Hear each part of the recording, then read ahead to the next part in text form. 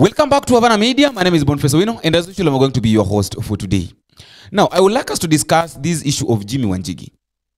And I told you something here, that if there is someone that is giving the government sleepless night, that cannot give government peace, is Jimmi Wanjigi.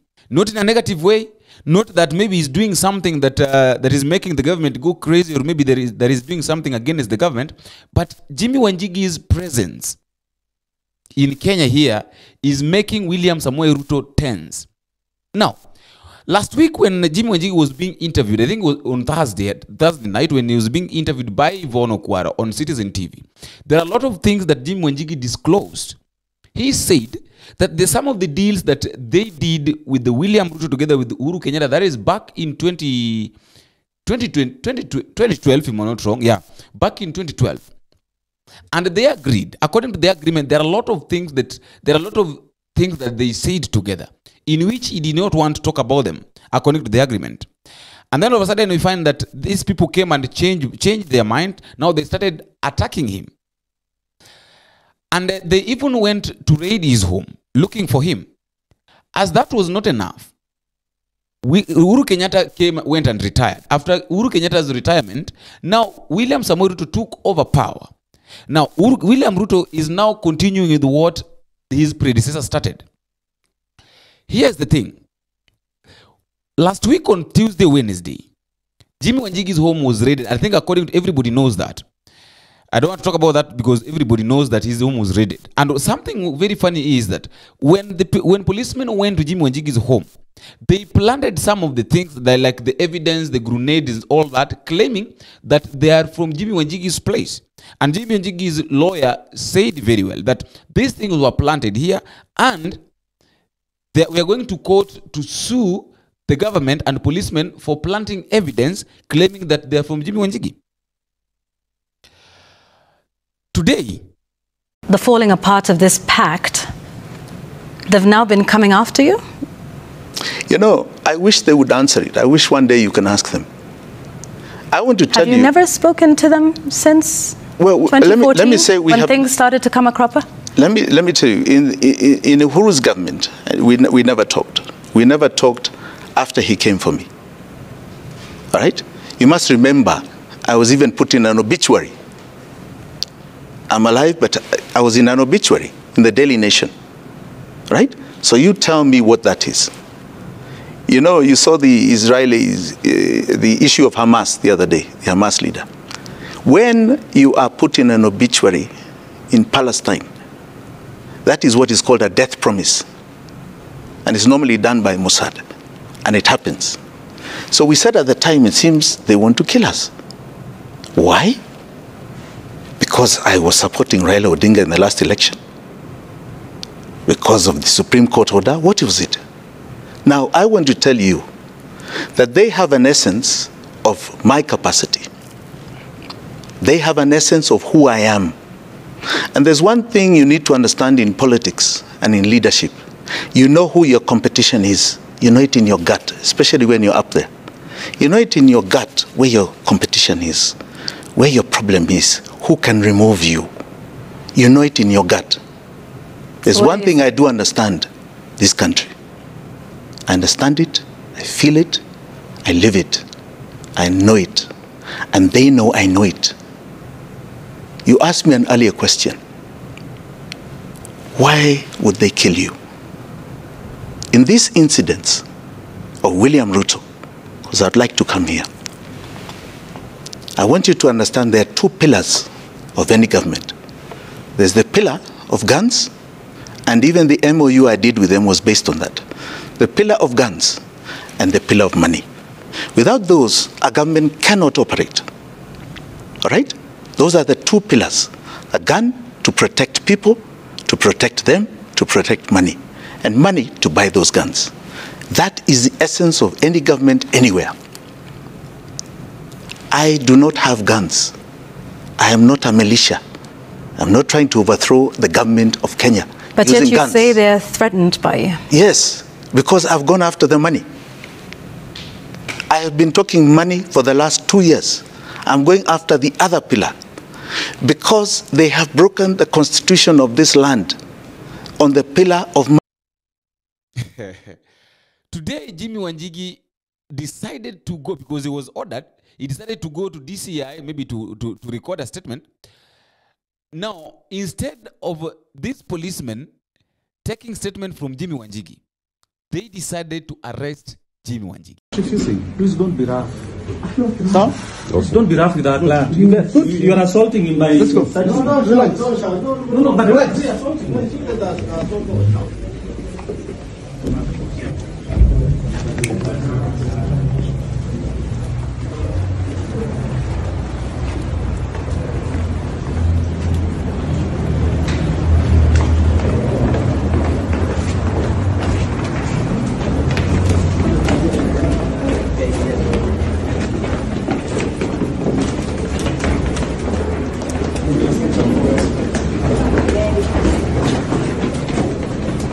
Oh, there's this key.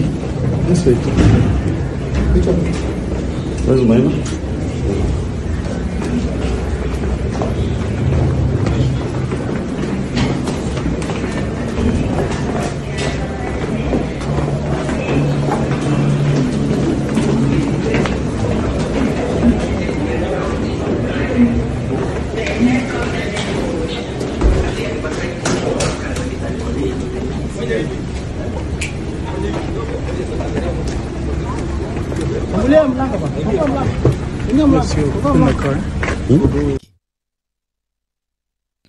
So right now, Jimmy Wanjigi was arrested, and is expected maybe to go is expected to be to Milimani Law Court tomorrow, according to one of his lawyers. Now, there is something that I'm very happy with, that really made me happy when Jimmy Wanjigi was being ordered to get into the car. And I want to tell you something. Guys, it is good to have money. Money is sweet. Let nobody lie to you that money is evil. Money is sweet. Because with money, you don't need to be so much powerful, but just have money. Just have something like, just have money. Just have money. If you have money, there is nothing that you cannot do, as long as you know that it is right. Now, if you all know the people that policemen normally arrest, and then you compare it with the arrest, or maybe with the way Jimmy Wanjigi was treated when he was being told to get into the car, they are two different. Number one, when a normal citizen, someone that does not have anything, is being arrested, the way he's normally being grabbed by the policeman. I'm ready to die for freedom. I'm ready to die for my people. I'm ready to die for justice. Where we want food, we are hungry. We want food. The government should resign.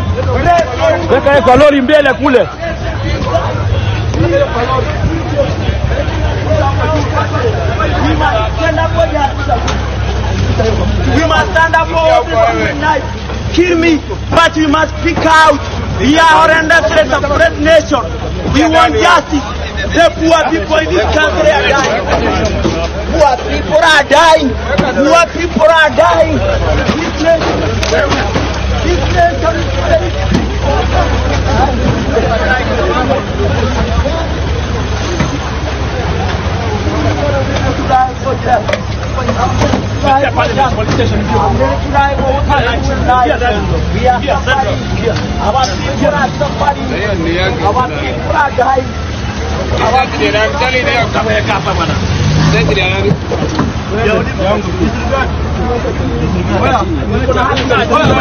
Niko na haki ya kuongea my brother.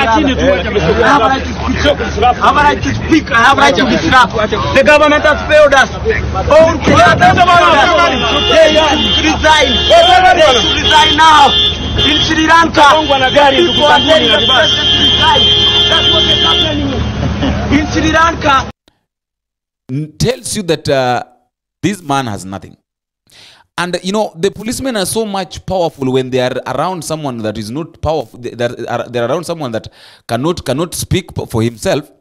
And now, let us take a look at the way they were talking to Jimmy Wanjigi. You know, they were telling Jimmy Wanjigi to get into the car, and Jimmy Wanjigi was telling them, don't shout. And very slowly, don't shout. Please don't shout. Just keep quiet. And what is funny is that these policemen went and kept silent. Do not bother me. Do not touch me. You understand? You have respect. Have respect. I will go in at my own. No. Driver. Kama sitaingia ingiza gari hapo. Utakuja kwa address mambo yako. Hakuna cha hicho. Bana sasa have respect. Ingia basi kwa gari. We respect you mheshimiwa. Ingia kwa gari. Aingie.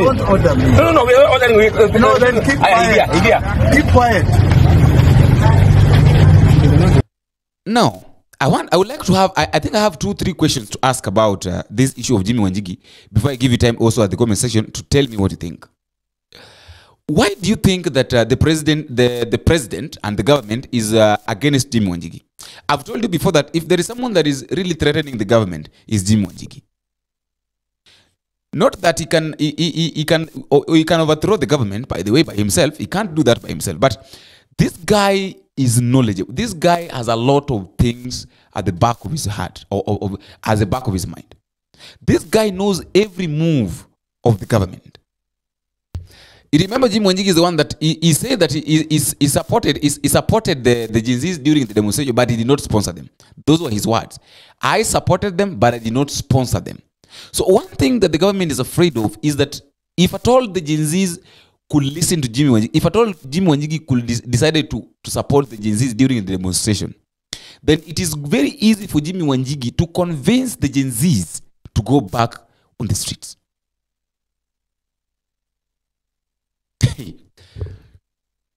I want us to take a look at this. The Gen Zs promised that they'll be going back on the streets on Tuesday. I don't know whether it is tomorrow or maybe I don't know whether it is tomorrow or next week, but they promised that they have to go back on the streets. Now, today is Monday. Tomorrow is Tuesday. According to the Gen Zs, they say that they have to go back on the streets. Now, with Jimmi Wanjigi is the threat, and that is why the government felt like if at all we leave Jimmi Wanjigi, and the Gen Zs promised that they're going back on the streets, Jimmi Wanjigi will come out. And he'll come out in full force. And anything that Jimmi Wanjigi will say against the government, the Gen Zs will follow it, and it will force them to have a very big demonstration, unlike the one that they had before. So number one, Jimmi Wanjigi is a threat to the government because he plays part in the Gen Z's demonstration. Number two, during the interview with Yvonne Okwara, there are a lot of things that Jimmi Wanjigi said concerning William Ruto. And in fact, Jimmi Wanjigi was saying that I am ready to become I am ready if need be, then I can serve the Kenyans because I understand everything. So Jimmi Wanjigi, and number two, William Ruto feels like Jimmi Wanjigi is a threat to him as the presidential candidate coming 2027. And that is why he must find ways of mistreating Jimmi Wanjigi. Jimmi Wanjigi said that I can serve, I can be the president. If need be, then I'm ready. I can be the president. So, and even say that 2027 is very long. We might have an election even before that 2027. Would you want to be the leader of this country? Absolutely. I believe I can solve the problem of Kenyans. I believe I have it in my heart and in my mind because I love this country. And I believe I have the courage. So you would run again in 2027? Absolutely. If we get there, I think we may have an election before then. And I pray we have an election before then. It is my prayer that people see that even when you are president, you can be brought down by the people. You're accountable to the people. William Ruto got in with a ballot. He is currently ruling with a gun and a bullet. How? How do you rule with a bullet? How do you kill these young Kenyans on the streets? How do you come to my house with those same bullets? You got in with a ballot. You're not Museveni, who got in with a gun and can rule by the gun. You must rule with a ballot. And I can tell you he's going to see before 2027, his time is up. And God willing, God being in front of us, this will be not only peaceful, but will empower the people of this country to understand there's only one God, there's no living God. When you become a president, it's the people that will protect you, not guns. It's the people that will hold you in office. And if you are short of anything that the people decide, they will remove you. We are going to create that template, and people will realize that it is possible. So when you go there, don't lie. Do not lie to the people. Do not cheat them. So this issue of Jimmi Wanjigi is a very good friend of Raila Odinga, and those people cannot be separated. And if there is someone that Raila can rely on, is Jimmi Wanjigi. So another thing is that William Ruto feels like if at all Raila Odinga and Jimmi Wanjigi are friends, then there is high chances of Raila Odinga betraying me and going to support Jimmi Wanjigi. Because after all, Jimmi Wanjigi is going to be in the ballot 2027, and Raila Odinga will not be around. So if Raila Odinga will not be around, why can't he look for someone who he can support? Because I don't think if Raila Odinga will support Kalonzo Musyoka. Let us wait and see. I don't think if Raila Odinga will support Kalonzo Musyoka coming 2027. Even though Kalonzo Musyoka is still saying that he cannot do without Raila Odinga, and the Raila Odinga still remains to be the Azimio la Umoja coalition leader. But I don't think. Let us just wait and see what is going to happen, because as it stands right now, we are waiting for tomorrow's court order, or waiting for tomorrow's judgment during Jimmi Wanjigi's proceedings, because according to one of his lawyers, just like I've said, he has been taken to Kamukunji, waiting for tomorrow's court presentation and court proceedings. So from there is when now we'll know everything. But for now, we know that Jimmi Wanjigi is arrested. A businessman known as Jimmi Wanjigi has been arrested, being questioned or in line with the Nane movement. But I don't know what is really going on, because the Nane did not even happen. Nane did not happen because during the Nane day, that is when there was a swearing in of the CSS. So everybody was concentrating on the swearing in of the CSS, not even on the demonstrations. So, but that is all I had for today. Let me know what you think in the comment section. But just a reminder, if you're waiting for the first time, don't forget to click the subscribe button. You can also like, share, and drop me a comment and tell me what you think and where you're watching us from. Until we meet again, I've been your host, Boniface Wena. Bye-bye.